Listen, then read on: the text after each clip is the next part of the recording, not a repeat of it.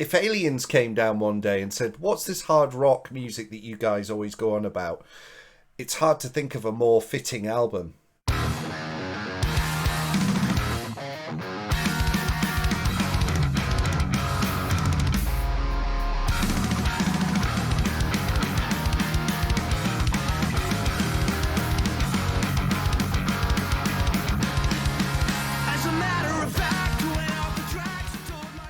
Now then, guys, Quinnsdude here on the Rad Music Chat channel. Thank you so much for joining.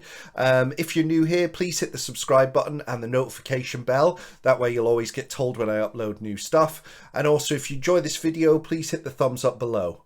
For today's album, we're jumping back into the 1001 Albums You Must Hear Before You Die book. And we are going with the 5th album from Australian powerhouse AC/DC. Released on the 27th of July 1979, Highway to Hell has quite a number of firsts and lasts as far as AC/DC's recorded output goes. Guitarist brothers Malcolm and Angus Young from the band had always used the production skills of their brother George Young. This was the first album that George wasn't at the helm for. It was also the first album that the band spent more than 3 weeks on, actually taking almost nearly 3 months recording. And also it was the sadly the last album for the frontman Bon Scott. The band eventually settled on using MUTT LANGE, who is very well known producer. He's, I guess you'd call him like a super producer. He's produced some of the world's biggest rock albums: Four by Foreigner, Hysteria by Def Leppard. He's worked with Bryan Adams. He is also well known for producing and being the ex-husband of Shania Twain.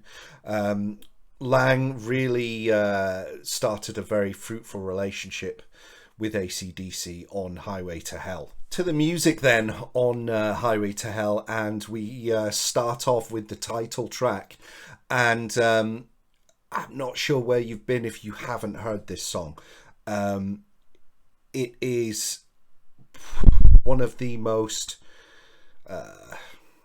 well-known rock songs, period, and is for very good reason. Just that absolutely infectious, wonderful, catchy as a meat hook stop-start riff, and then the solid 4/4 drums that just come in, just laying down that backbeat, and and that chorus as well. It's just I'm not sure really what I can say about this song that hasn't been said already.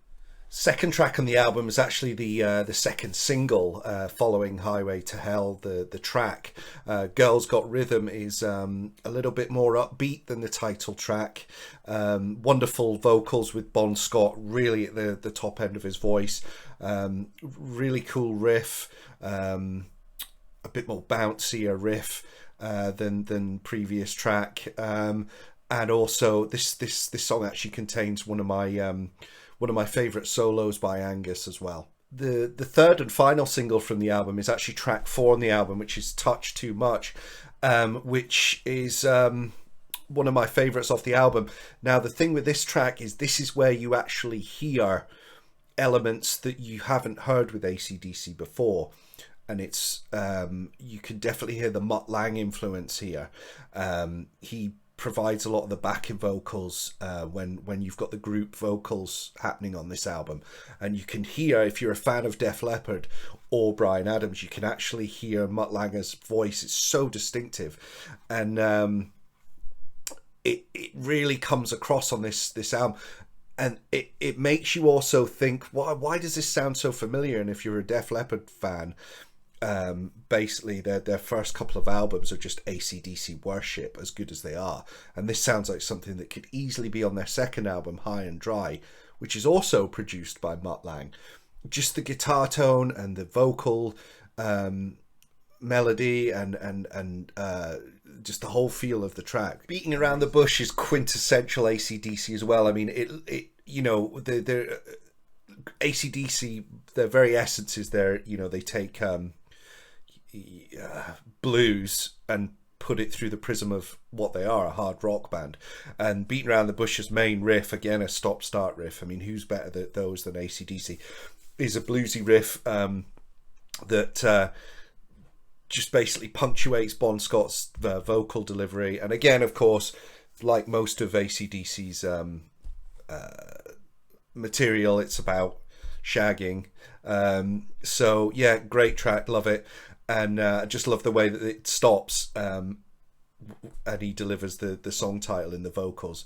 This is a great track. Tracks 6 and 7, Shot Down in Flames and Get It Hot, are as arguably as enjoyable as anything that's come before, really, on the album. But then when we get to track 8, which is a really special track, we then come to If You Want Blood, You've Got It, track 8 on the album. This was actually the title of their live record that was released a year previous. The only live record actually that features Bon Scott. Now, this track is so good. It's just a driving rock song. Again, great riff. I mean, say that about any AC/DC song. And just such a tight bass and drums performance. Again, you could say that about any AC/DC song. This, for me, is one of Bon Scott's best vocal deliveries. He's so he's just up at 11 on this track. And another one that has one of my favourite Angus Young guitar solos on it. I will add as well that on If You Want Blood, You've Got It, regarding that track, this is actually probably one of the most famous tracks from an album, period, that isn't a single. Then, unfortunately, is this a perfect album? Well, no, it's not. Track 9 is a track called Love Hungry Man. It just is just doesn't do anything, doesn't go anywhere, isn't exciting. Just, yeah, I mean, the band themselves, in fairness to them, the band themselves hate this track. And it just seems a bit throwaway and filler. The last track, Night Prowler, is kind of cool, but it's a shame they end the album on that. Interestingly, about Night Prowler, this song ran into some controversy brought some controversy to the band because Richard Ramirez, the Night Stalker killer, he was a huge AC/DC fan and said that this track was one of his favorites and kind of inspired him to do the crimes that he did. Sadly, this would be the last AC/DC album that Bon Scott would appear on. Less than a year after its release in February 1980 in London, Bon Scott was found in the backseat of a friend's car who had left him there to sleep, and he died of acute alcohol poisoning. The silver lining, I guess, is that Bon Scott lived exactly how he wanted to, and there is, you know, quite a large amount of recorded material with his amazing and, you know, one-of-a-kind vocals on it. And I guess the Bon Scott era is very dear to a lot of people, and Highway to Hell is arguably the peak of that era. So that's it, guys. Let me know if you're a fan of AC/DC and this album in particular. There is another album of theirs in the 1001 Albums book, but we will get to that another day. So yeah, hope you enjoyed this. Please leave any comments down below. And that's it for this one. Stay rad.